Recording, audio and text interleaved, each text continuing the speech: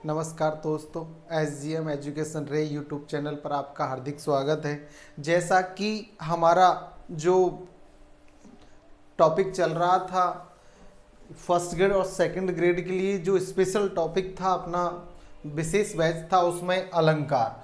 और अलंकार में भी हमने शब्दालंकार को पढ़ रहे थे। शब्दालंकार के हमने 4 भेद पढ़ लिए थे, जिसमें उसका अनुप्रास अलंकार पढ़ लिया था, यानी कि बार बार वर्णों की आवृत्ति हो तो वहां अनुप्रास अलंकार होते हैं, और अनुप्रास अलंकार के 5 भेद हमने पढ़े। दूसरा अपना हमने पढ़ा था यमक अलंकार। अलंकार यमक अलंकार जिसमें शब्द की आवृत्ति हो और अर्थ अलग अलग हो, वहां यमक अलंकार होते हैं। यमक के 2 भेद, सैभंग यमक और अभंग यमक हमने पढ़ा। उसके बाद हमने श्लेष अलंकार। श्लेष अलंकार यानी कि जहाँ शब्द एक हो लेकिन संदर्भ या प्रसंग के अनुसार अर्थ अनेक हो, वहाँ श्लेष अलंकार होता है। श्लेष अलंकार के भी 2 भेद हमने पढ़े, जिसमें अभंग श्लेष और सैभंग श्लेष। उसके बाद चौथा जो भेद था वो हमने पढ़ा, जिसमें आपने पढ़ा था वक्रोक्ति। जो हम पढ़ रहे हैं वो है वक्रोक्ति अलंकार, यानी कि आपने जो 3 भेद पढ़े शब्दालंकार के, अनुप्रास, यमक और श्लेष। अब चौथा भेद है आपकी वक्रोक्ति। तो देखिए शब्द से ही पता चल रहा है, वक्र, वक्र यानी कि टेढ़ी या प्लस उक्ति, उक्ति यानी कथन। जो टेढ़ा कथन यानी कि जो कहा जाता है वो उसका अर्थ श्रोता या तो चलाकर उल्टा लगाता, टेढ़ा अर्थ ग्रहण करता है, उस आधार पर इसे वक्रोक्ति कहा जाता है। तो देखिए वक्रोक्ति अलंकार में क्या होता है कि जब किसी व्यक्ति के एक अर्थ में कहे गए शब्द या वाक्य का कोई दूसरा व्यक्ति जानबूझकर दूसरा अर्थ कल्पित करे, वहां वक्रोक्ति अलंकार होता है। यानी कि श्रोता द्वारा जो बात कही जाती है, वक्ता द्वारा उसे जानबूझकर उसका टेढ़ा, उसका उल्टा अर्थ ग्रहण किया जाता है, इसलिए इसे वक्रोक्ति अलंकार कहते हैं। इसके लिए यह आवश्यक होता है कि इसमें वक्ता श्रोता का कथन प्रतिकथन है, यानी कि वक्ता द्वारा जो कुछ कहा जाता है श्रोता से उसका प्रतिकथन होता है। दूसरा, वक्ता एक अभिनय से कोई बात कहे, यानी वक्ता जो भी कुछ कहता है श्रोता से वो अभिनय पूर्वक कहता है, कुछ एक्टिंग के साथ कहता है। तीसरा, और श्रोता वक्ता के अभिनय से भिन्न अर्थ में उसे ग्रहण करता है, और श्रोता वक्ता द्वारा कही गई बात को सुनकर अपने अनुसार उसे अलग अर्थ में ग्रहण करता है। ये क्रियाएं होती है आपके वक्रोक्ति अलंकार में। वक्रोक्ति अलंकार के भी 2 भेद होते हैं, एक तो होती है श्लेष वक्रोक्ति और दूसरा है काकु वक्रोक्ति। इसके यानी वक्रोक्ति अलंकार के कितने भेद है? 2, श्लेष वक्रोक्ति और दूसरा है काकु वक्रोक्ति। तो देखिए पहला है श्लेष वक्रोक्ति, इसे समझे। श्लेष वक्रोक्ति में श्रोता 2 अर्थ वाले यानी श्लिष्ट शब्द का दूसरा अर्थ ग्रहण कर लेता है, यानी कि इसमें स्थिति क्या होती है, वक्ता द्वारा श्रोता से जो भी कुछ कहा जाता है श्रोता उस शब्द के दूसरे अर्थ को ग्रहण करता है, क्योंकि वक्ता द्वारा जो शब्द कहा जाता है उसके एक से अधिक अर्थ होते हैं, तो श्रोता है उसके वो दूसरे अर्थ को ग्रहण करता है।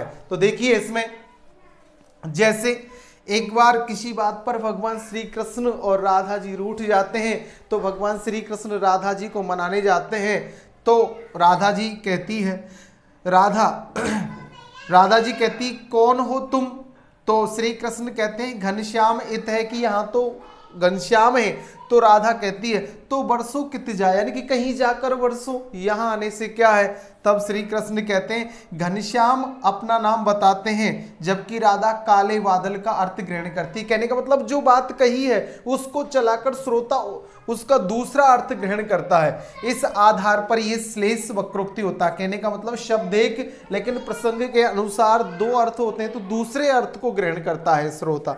ऐसा ही यहाँ भिक्षुक गो कित को गिरिजा, एक बार माँ पार्वती है वो माँ पार्वती उसके लक्ष्मी जी के पास जाती है, तो लक्ष्मी जी के पास जाने पर लक्ष्मी जी के पास जैसे ही पहुंची तो लक्ष्मी ने कहा कि भिक्षुक गो कित गो गिरिजा की है, गिरिजा है पार्वती। वो भिक्षुक यानी कि भगवान शिव किधर गए हुए हैं, तो उसी का उल्टा अर्थ कहकर, यानी भिक्षुक का ही उल्टा अर्थ लेकर, और माँ पार्वती क्या जवाब देती, सो तो मांगन को बलि द्वार गयो, कि वो तो मांगने के लिए बलि के दरवाजे पे गए, क्योंकि भगवान विष्णु वामन अवतार में बलि के दरवाजे पर जाकर और 3 पग भूमि मांगते हैं।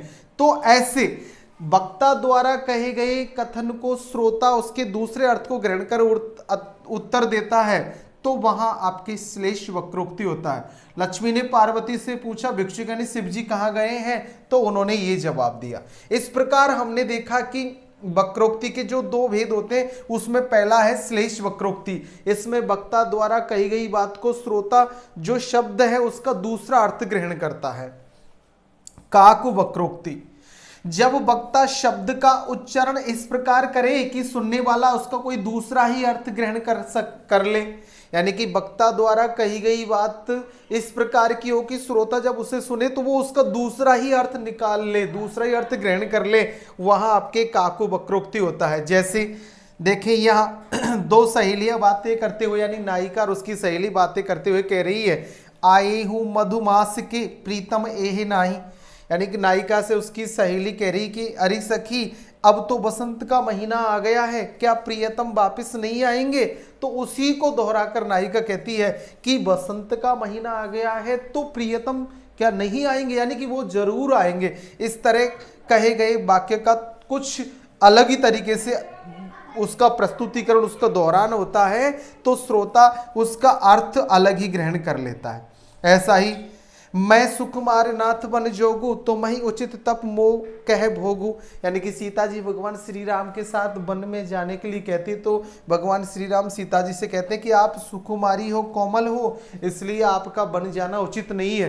तो उसी को सीता जी लेकर इस तरह कहती कि मैं सुकुमारी, यानी कि हे नाथ, हे स्वामी, अगर मैं कोमल हूं और बन जाने योग्य नहीं हो तो तुम भी वन में जाकर तप करने योग्य नहीं हो, क्योंकि तुम्हारे बिना मैं यहाँ राजमहल का उपभोग करूं, आप वन में तपस्या करें, तो ये उचित नहीं है। इस प्रकार यहाँ जो वक्ता को श्रोता द्वारा इस तरह जवाब दिया जाता है कि वो कुछ दूसरा ही अर्थ ग्रहण कर लेता है उसका, वहां काकु वक्रोक्ति होता है। इसी प्रकार यहाँ तीसरा उदाहरण, एक कहो बर देत भव भाव चाहिए चित्त, सुन कह को बोले भव ही भाव चाहिए मित्त। तो यहाँ एक कहते हैं कि आपको भगवान शिव से अगर वर चाहिए तो भगवान की भावपूर्ण भक्ति करनी होगी, क्योंकि वो भोले हैं तो उनकी भावपूर्ण भक्ति करो। तो सुनने वाला कहता है कि जब वो भोले ही है तो उनकी भावपूर्ण भक्ति करने का क्या आशय है। इस प्रकार वक्ता द्वारा कहे गए अर्थ का जो शब्द है उसका श्रोता दूसरा ही अर्थ ग्रहण करता है, तो वहां आपके काकु वक्रोक्ति होता है। इस प्रकार हमने शब्द अलंकार के 4 भेदों को विस्तृत रूप से समझा। पहला आपके अनुप्रास अलंकार, दूसरा यमक अलंकार, तीसरा आपके श्लेष और चौथा वक्रोक्ति, और वक्रोक्ति के भी दोनों भेदों को, जिसमें श्लेष वक्रोक्ति और काकु वक्रोक्ति को हम विस्तृत रूप से पढ़ चुके हैं। अब आगामी जो कक्षा है, आगामी क्लास है, उसमें अपने अर्थ अलंकार चलेंगे, यानी कि जहां काव्य में अर्थ के आधार पर चमत्कारिता, अर्थ के आधार पर सुंदरता आए, वहां आपके अर्थ अलंकार होता है। तो हम आगामी कक्षा में अर्थ अलंकार पढ़ेंगे। शब्द अलंकारों को डिटेल से हमने विस्तृत रूप से पढ़ा है। इसके बाद में भी अगर कोई शंका है, कोई समस्या है, तो आप कमेंट्स के माध्यम से बताएं और समाधान प्राप्त करें। अच्छा पढ़े, आगे बढ़े। धन्यवाद।